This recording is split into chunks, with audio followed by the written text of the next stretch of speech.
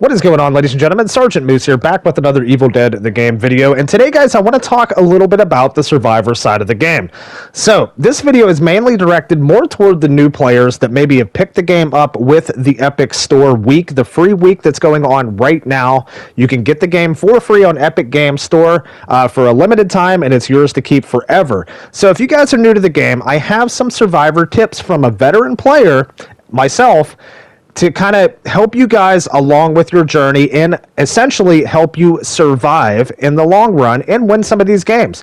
So with that said, guys, let's jump into it. We're going to talk about some basic strategies you can use as a survivor to, survive. So let's get into it.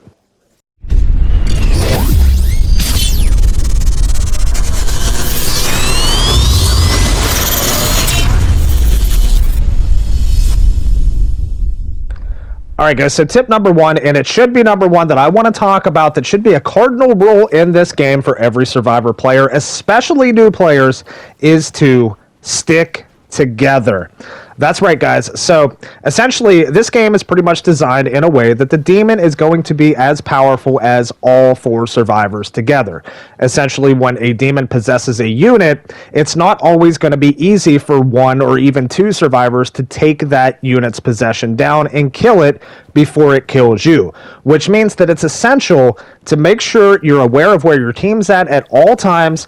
Don't leave anybody straggling about, across the map or doing their own thing, because as a demon player, and myself playing demon, I can tell you that is one of the things the demon looks for initially, is the one person that's out straggling around, looting up away from their team, because they're going to be the most vulnerable. Now, veteran players, they can kind of handle it a little bit better because they have more, better map awareness. They know where the cars are. They know how to evade a sticky situation like that. However, with new players, not exactly understanding fully the game mechanics, the main part of it is you want to stick together with your team, and you'll see that you'll have a lot more success as opposed to spreading out and doing that kind of thing, because that absolutely does not work most of the time in this game.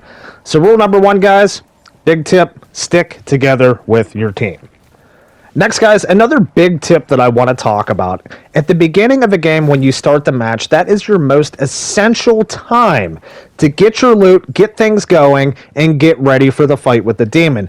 Because the beginning of the match is the very first and only time that the demon does not know where anybody's at. For the most part, experienced demons will have an idea of where the survivors are, especially on the Castle Kandar map. But initially, at the beginning of the game, this is your time that you want to loot up, you want to get things going, you want to get your chest, which means that you want to buy as much time as possible, and you don't want the demon to find you. You want to buy as much time to loot up and all that good stuff, find your weapons, get your pink Fs and all that stuff before the demon finds you. So with that said, there's a few things that you can trigger to where the demon knows exactly where you're at. So these are things that you don't want to do.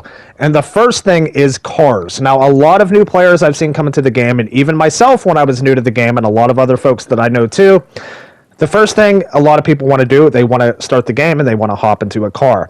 That is the absolute worst possible idea. That is the worst possible thing you can do in this game, is hop into a car right off the bat. The only time you want to be using cars is when you should be using them or need to be using them to escape the demon or get from A to B.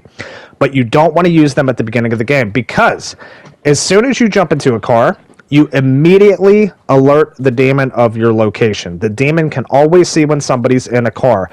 Aside from Pablo, for the most part, there is a little bit of difference there with him. However, the demon can still open their map. They can see a car driving on the map, so they can see where Pablo's at sometimes when he's in the car as well.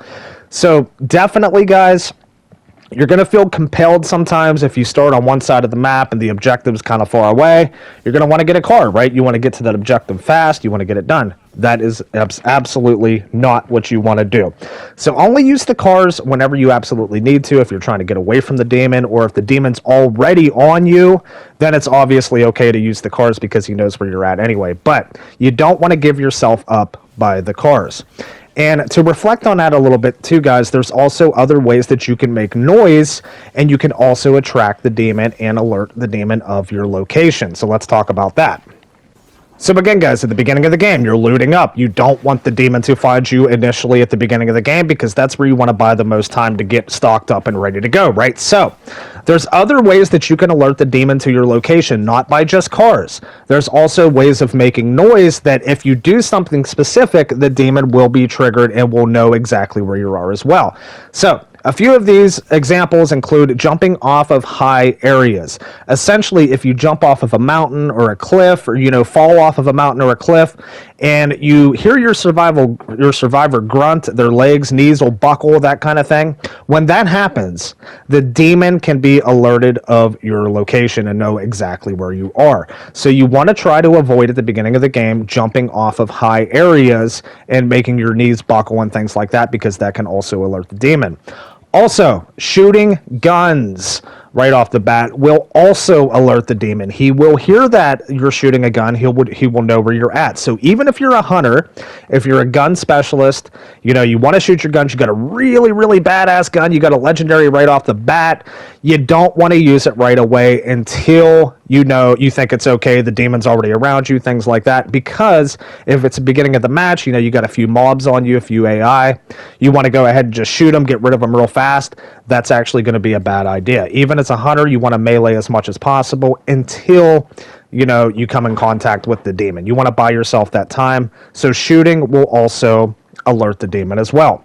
Another thing, guys, is running through water, sprinting through water. Say you have a river or a swamp or a pond or something nearby. Sprinting through that water can also alert the demon. So if you come across a water source, you have to cross the water. It's early in the game. It's best to just try to walk across that water as opposed to running across the water. Now, to kind of stay on this topic a little bit too with alerting the demon, guys, I want to get into fear. Now, there's a whole lot to unpack when it comes to fear, and this is obviously a massive element of the game. It can make or break you as both the survivor and the demon. Keeping your fear down with survivor can help you. It can help you win. The demon, keeping your fear up, can help the demon win. And here's a few things I want to talk about, guys. So below your health bar, you're going to see a fear bar. Now, there's going to be a threshold on that fear bar, a little kind of pinpoint ticker right there on the fear bar. Some survivors have a different threshold of fear, and that's okay. But the main thing you need to know is you don't want that bar to pass that threshold, because when that bar passes that threshold, this goes back to being noticed by the demon. If that happens early game, even still, if that happens, the demon will know you're feared, and he will get a pinpoint of exactly where you're at. So you want to be careful with that. You want to utilize your fires when you need them. You don't have to use fires when you're low fear. You kind of just want to kind of keep track of it. You always want to kind of keep your eye on it to see where that fear is at, because once it reaches that threshold, if you're with your team, the demon's going to know where all of you are, and he's going to come straight to you most of the time. Also with fear, there's a lot of other things to diagnose with that as well. Essentially, say you're a hunter or maybe a warrior, you have a really good weapon, maybe a purple or a legendary weapon. You want to also keep an eye on your fear and try to keep it down as much as possible. And there's also survivors in this game that can help you with that, including Support Ash, David, and a few others. Leader Ash, that can help keep your fear down. But the thing is, whenever you have really good weapons, that's what you want to utilize. The only exception would probably be Mia, but that's a different video for a different day. She's a little bit different when it comes to fear, but everybody else, for the most part, you want to try to keep that fear down. There's no reason to have that fear up high. So you kind of want to be careful there, because there is a good chance the demon will notice if you're struggling to keep your fear down, and he's going to try to keep track of you and keep trying to get your fear up so he can then possess you and kill your teammates. So there's a whole lot of things that come in when it comes to fear. This whole game revolves around fear, so that's a big thing you want to manage. Again, if you're playing Mia, it's a little bit different, but any other survivor, you want to try to keep that fear down as much as possible. And for hunters, if you're going to go with a hunter, you really like shooting, you really like range, I recommend going into your skill tree and speccing into fear reduction in your skill tree. It is essential and definitely needed for a hunter, because you will become your team's own worst enemy if you become feared. All right, guys, the next thing I want to talk about is the utilization of your pink Fs. So most of you that have already played the game, you kind of got, a few matches in or whatever. You went through the tutorial most likely before you played Survivor. So you kind of have an idea of how pink Fs work. Well, you want to make sure that you're utilizing those as much as possible in every game. You want to try to max out that pink F skill tree in every single game, because everything you're spec'd into on your pink Fs is going to just make you better in the game for the long run. For instance, if you're playing Warrior, you want to spec into your shield, you want to spec into your melee, your stamina, things like that, so you can get an extra dodge. And also with Warriors, as opposed to every other class in the game, guys, if you max out their shield, all 5 shield in the pink F tree, you will get 2 shields per each amulet use.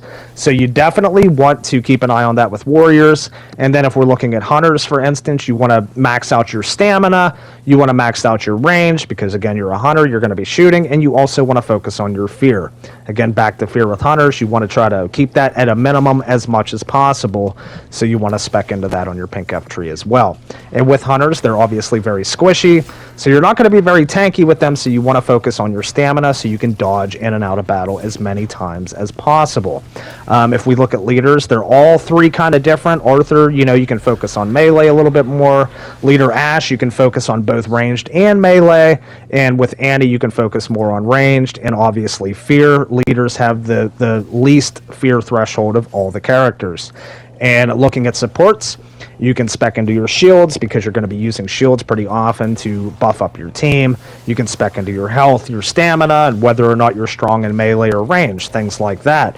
So, in a nutshell, no matter how you have your builds, pink Fs are absolutely essential in every match. You should go into every match with the mentality that you want to max out your pink F tree. That's just the way it goes. So you want to try to find as many chests as possible. Obviously, it is RNG based, so not all games are going to be as easy to find them as some, but you still want to get as many as you can. And just a few more basic tips here, guys. I do want to talk a little bit about balance bar. Balance bar is very, very important in this game for almost every single character you play. It is pretty much the meta in this game.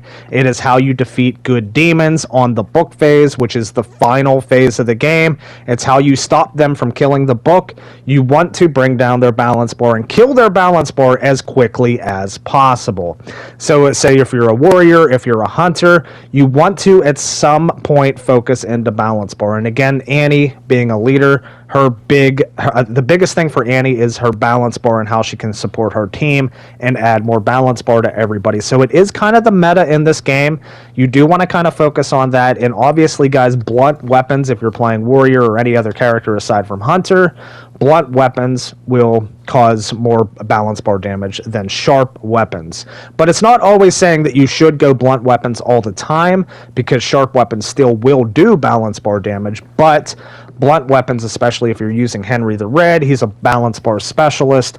You want to be looking out for a sledgehammer or a mace or something like that with him. But for now, at least, guys, balance bar, I just wanted to throw this in here. It will make your life easier. If you run into a game and nobody's spec'd into balance bar, you're not running weapons with balance bar, and you're facing a good demon, there's a good chance that you can make it all the way through the game, but you're going to lose at the book because you just don't have the balance bar output to stop the demon from attacking the book.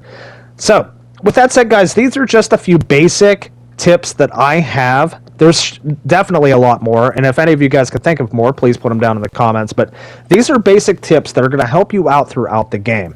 And the last thing I wanted to mention, guys, is please don't be greedy with your teammates, because it's only going to hurt you and the rest of your team.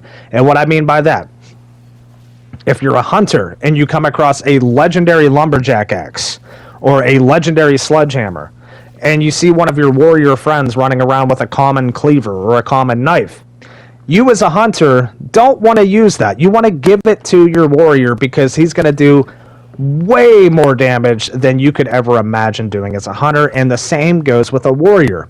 If you're running around with a warrior, you find a legendary blunderbuss or a legendary double barrel or something, a legendary revolver, you want to hand that off to your hunter, because you as a warrior, you're not spec'd into range. You're not going to do nearly as much damage as your hunter friend would.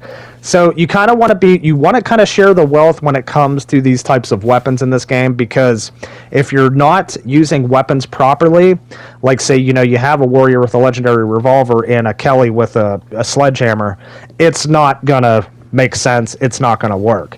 So you want to kind of utilize the weapons. You want to kind of distribute them where they're supposed to go, what teammates are going to be best with them, and also ammo, guys.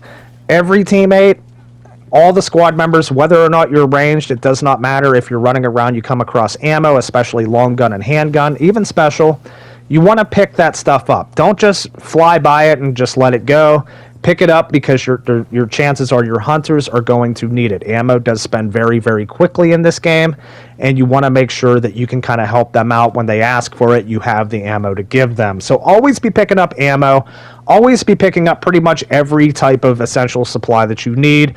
If you see amulets laying around, or you see a bunch of shemps laying around, pick up what you need and go give them to your support. If your support doesn't have, if your support's not full on shemps and you're sitting there with 3, give a few to your support, because it's only going to benefit you and everybody else in the long run. So with that said, guys, I think we're going to end it here on this video. These are some essential tips from a veteran player that I think can help you. Again, it's not going to completely hold your hand through this, because there is some skill involved, obviously, but this is going to help you not get found and get killed early. It's going to help you not make, simple rookie mistakes that are just going to get you killed early, whenever you could have done something slightly different that would have helped out. So with that said, guys, I hope everybody enjoys this video. Maybe we'll do one on a demon next. I think that'd be pretty cool, because we see a lot of new demon players. Kind of what to look out for is demon as well. But let me know what you guys think down below. I hope you guys enjoyed the video. My name's Sergeant Moose. Thanks so much for watching. Feel free to drop a like, subscribe to the channel if you haven't already for more Evil Dead the Game content, and we'll see you on the next video.